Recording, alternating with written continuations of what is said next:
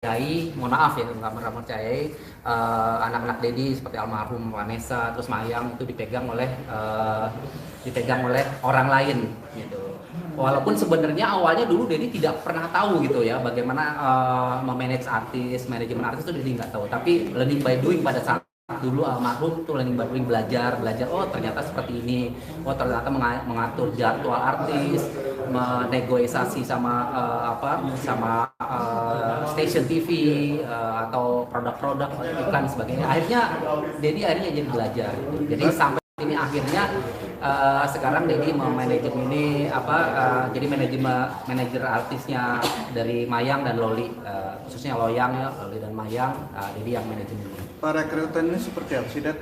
Kalau perekrutan, Dedi tidak pernah membuka secara luas umum kalau Dedi sebagai manajemen artis, karena banyak sekali sih dari zaman Vanessa juga, dari zaman Vanessa banyak sekali yang meminta untuk Dedi, dia minta anaknya untuk di manajemenin oleh Dedi, jadi Dedi sebagai manajer. Tapi Dedi nolak. Tapi ada satu dan datang sih ke sini anaknya, sekarang sudah Erlina ya namanya, sudah main di sinetron, terus stripping, alhamdulillah. Itu cuma satu-satunya, yang lain banyak sekali yang minta sama Dedi. Tapi Dedi nggak mau, karena apa? Menurut Dedi nantinya akan jadi clash gitu. Nanti ada sesuatu yang tidak diinginkan, akhirnya berdampak clash dengan orang tuanya, dengan artisnya. Tapi kalau dengan anak kan enggak ya. Itu pun Erlina sendiri aja, karena Dedi pilih-pilih gitu kan. Dedi lihat orang tuanya juga enak juga dan sebagainya gitu. Akhirnya ya Dedi hanya itu aja tuh. Sejak dari Vanessa sampai Mayang yang Dedi manajemenin hanya Vanessa, yang Loli sekarang sama Erlina juga tuh dari zaman Vanessa itu. Jadi Dedi tidak membuka secara umum, Dedi menawarkan untuk menjadi manajemen artis atau memanajeri salah satu orang anak yang bukan keluarga atau anak Dedi. Untuk segi keuangannya sendiri, mungkin seperti apa, Dad? Mengatur atau menggaji para karyawan atau? Ya, sebagai manajemen ya profesional aja. Jadi waktu itu kalau Dedi sebagai manajemen tentunya ada asisten yang membantu Vanessa atau membantu Mayang atau membantu Loli, atau ada tim kreatif ya yang buat edit sebagainya. Nggak banyak sih, kalau karyawan paling 2 ya, karena itu kita harus menggaji mereka. Memang mereka ada fee-nya atau gaji ya, dan kita membayar mereka sesuai dengan waktu dan jadwal gajian mereka akhir bulan gitu. Tapi kalau untuk Dedi sendiri karena profesional, tetap Dedi potong 20%. Kayak dulu Vanessa potong 20%, tapi 20% untuk apa? Itu untuk bensin, untuk tol, biaya segala macam gitu. Jadi udah nggak hitung-hitungan sih kalau sama Loli sama Mayang, bahkan sama almarhum. Jadi profesional aja. Tapi kalau untuk karyawan, karena nggak membutuhkan banyak karyawan, hanya asisten biasanya atau makeup artist atau editor dan sebagainya, kameramen gitu, ya udah kita bayar sesuai jadwal. Dan alhamdulillah dari zamannya Vanessa sampai Mayang sampai Loli, jadi tidak punya pernah masalah dengan karyawan dalam hal membayar gaji atau fee mereka. Pernah telat atau? Tidak. Selama dalam perjalanan Dedi sebagai manajemen artis, dan Dedi punya karyawan makeup artis, terus editor, terus asisten makeup artis, tidak pernah ada masalah. Dedi selalu bayar dengan on time, karena prinsip Dedi sebelum keringat dia itu kering, Dedi harus bayar. Gitu. Ibaratnya seperti itu. Jadi tidak ada masalah. Mana ada nggak ada masalah kan selama ini Dedi itu punya masalah dengan orang dalam hal menggaji karyawan di manajemen Dedi. Perihal manajemen kan, jadi kan juga membina seorang Mayang ya, dan terbukti hasilnya Mayang diundang ya ke Malaysia untuk gala premier. Itu gimana tuh, Det? Iya, jadi sebenarnya effort atau kerja keras yang dilakukan sekarang sedikit demi sedikit sudah kelihatan ya untuk Mayang, karena pengalaman Dedi di Vanessa dulu ya tinggal Dedi terapkan aja ke Mayang dan Loli sekarang. Dan alhamdulillah ya rezeki memang nggak kemana ya gitu. Mayang, Loli dan Dedi diundang untuk gala premier di Malaysia tanggal 18 Desember. Itu film Setan Munafik, PH dari Malaysia yang dibintangi oleh almarhum Ashraf Sinclair pada saat belum menikah dengan BCL. Jadi ini film ini cukup lama sekali, baru dirilis sekarang, dan nggak tahu ya memang udah rezeki ketemu dokter mengajak Dedi, terus Dedi tanya siapa aja artis-artisnya, terus fee-nya juga waktu itu Dedi nggak minta fee karena waktu itu dokter ya, jadi dokter aja yang lihat mau nggak support ini film layar lebar produksi Malaysia yang main Asap Singkir, fee-nya segini mau nggak? Dedi langsung iya, karena Dokter Wir itu kan memang endorse-nya Mayang dan Dedi kan tapi kalau misalnya kalau dia nggak kenal biasanya ada red card-nya ya, red card-nya segini, Loli segini, Mayang segini, tapi karena sama Dokter Wir pada saat itu Dedi nggak mengajukan angka, tapi Dokter Wir segini aman nggak lihat fee-nya, semua tiket pulang pergi free, hotel, akomodasi, semua fee-nya atau uang transportnya sekian. Udah Dedi nggak tahu, tapi Dedi ngomong dulu sama Mayang sama Loli, Mayang oke gak segini, kita nggak ngajukan red card karena ini Dokter kan teman kita, terus kita ke Malaysia semuanya free, bawa badan aja, sama Transnusa juga ya. Jadi ya sudah, akhirnya tanda tangan tadi ya, kita tanda tangan sama Transnusa, salah satu maskapai penerbangan Indonesia yang membawa artis-artis ke Malaysia, karena yang ke Malaysia bukan Dedi yang Loli aja, ada Davina, ada Ical, siapa lagi? Lydia, ada Erlina, ya Tessa gitu, mungkin ada Barbie juga, banyak deh nanti Uci gitu. Jadi Loli sama Mayang di sana hanya menonton gala premiernya saja ya. Atau memang perform? Jadi nanti di sana gala premiernya itu kayak seperti di sini ya, CGV atau XX1. Jadi ada acara di lobbynya itu nanti Loli sebagai host, tandem dengan host Malaysia. Jadi membicarakan dulu lah woro-woro dulu sebelum nonton gitu.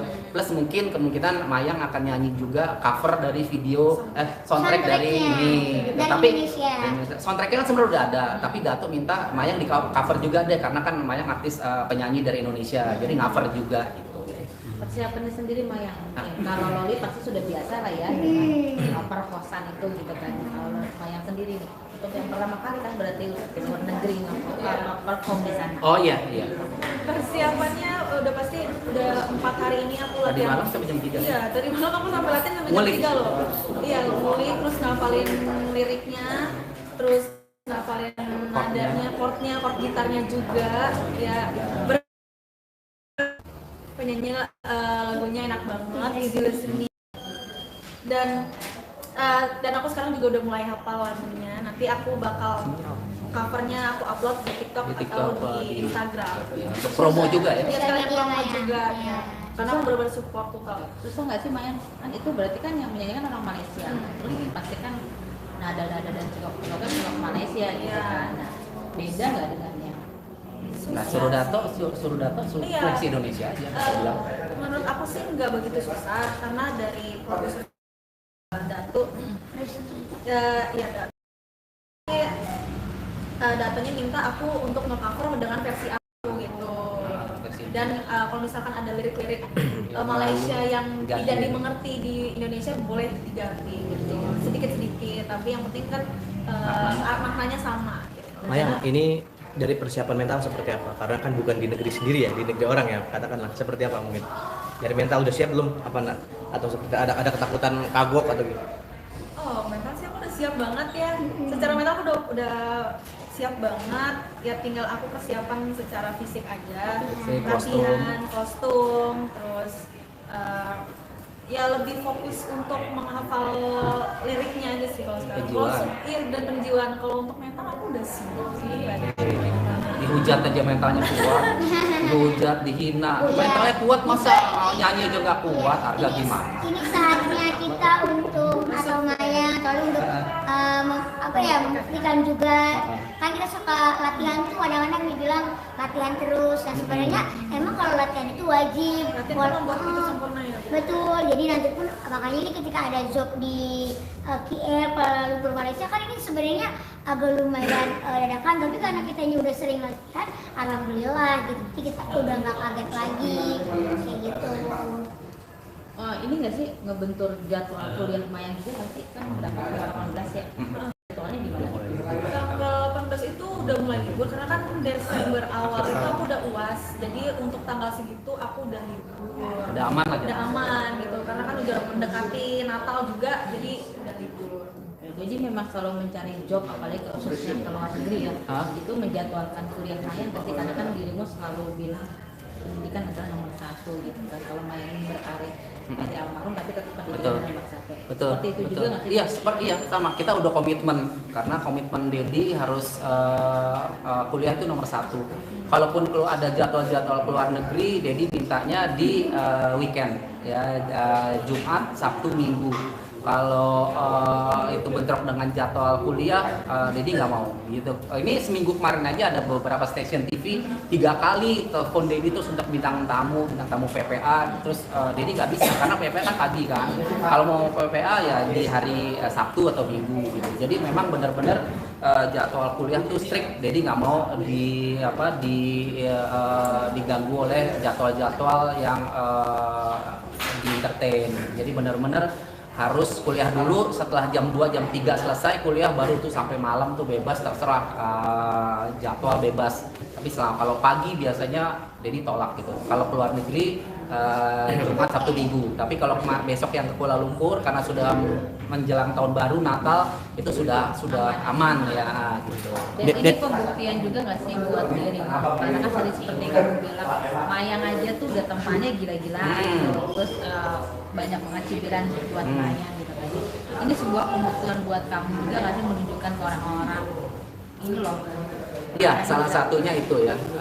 Jadi hinaan, hujatan, bulian itu adalah salah satu pemicu dan bahan bakar Dedi dan Mayang untuk berpacu, berprestasi, berkarya, menunjukkan kalau mereka tuh salah gitu kan. Dengan pengalaman yang Dedi miliki, dengan link yang Dedi miliki selama menjadi manajernya almarhum Vanessa dulu, tinggal mengulang lagi semua programnya, program latihan, jadwal latihan, syuting, terus endorse, ya jalan-jalan ya kayak besok nih Desember kita keluar negeri, ya udah tinggal mengulang aja. Karena kalau bagi Dedi sih sebenarnya hujatan, bulian itu nggak terlalu Dedi pikirkan gitu ya kan. Mayang juga nggak, paling taunya dari orang-orang aja karena kita tidak pernah membaca komentar-komentar yang sifatnya komentar yang negatif ya, boleh ya. Nggak penting gitu kan, membuang waktu, energi dan pikiran. Tapi kadang-kadang dapat masukan juga dari beberapa orang nih, ada hujatan ini, hujatan itu. Jadi Mayang dan Dedi dan Loli itu hinaan, hujatan, bulian itu udah makanan sehari-hari gitu. Kita nggak memikirkan itu udah bagian dari kehidupan kita yang nggak bisa kita buang gitu. Setiap hari pasti aja ada itu gitu. Yang penting gimana kita menguatkan mental kita tetap ada show on, hidup berjalan terus, harus kuliah terus, jalan terus, karir terus kayak gitu. Jadi ya udah ya, kalau Dedi sama Mayang itu aja yang Dedi tanamkan agar dia tetap mentalnya kuat. That's jauh-jauh ke Malaysia kan, Mayang perform ya. Ada kemungkinan dia kerja sama dengan pihak sana gitu. Mungkin next ada project Mayang dilibatkan. Iya, bukan untuk mungkin karena Dato juga udah bilang next project ini insya Allah dia akan membuat layar lebar lagi, Mayang main, Loli main, kemudian Dedi juga main jadi setannya. Iya, kadang kan ini perdana ya, jadi kemungkinan akan syuting juga. Iya, gitu. karena Dato ini dari Malaysia kan bawa tim 3 orang, terus udah hampir seminggu kita sering ketemu nih tiap malam makan dinner ya, meeting terus dan Dato bilang nanti next buat layar lebar lagi, Mayang, Loli dan tim-tim artis-artis yang akan di sana akan diajak main juga, termasuk Dedi jadi setannya. Senang ini jadi setan. Ini live-nya ada 4.000 orang nih. Waduh. Sama dulu jadi. Halo. Ada lagi Arif? Oh iya, ini kan kapan sih ke Malaysia? Jadi coba ceritain. Iya, ke Malaysia kita sudah dijadwalkan, kan ada timnya, dijadwalkan tanggal 18 kita berangkat pagi ya, memakai penerbangan apa? Transnusa. Kita bareng-bareng. Kurang lebih ada 32 orang. ya artis. Jadi dari Indonesia semua berangkat pagi sampai sana kan 2 jam ya. Sampai sana jam 10 mungkin makan siang sama Datuk, malamnya langsung gala premiernya. Nah, dua hari berikutnya itu dikasih liburan sama Datuk untuk liburan jalan-jalan. Jadi nanti ada kerja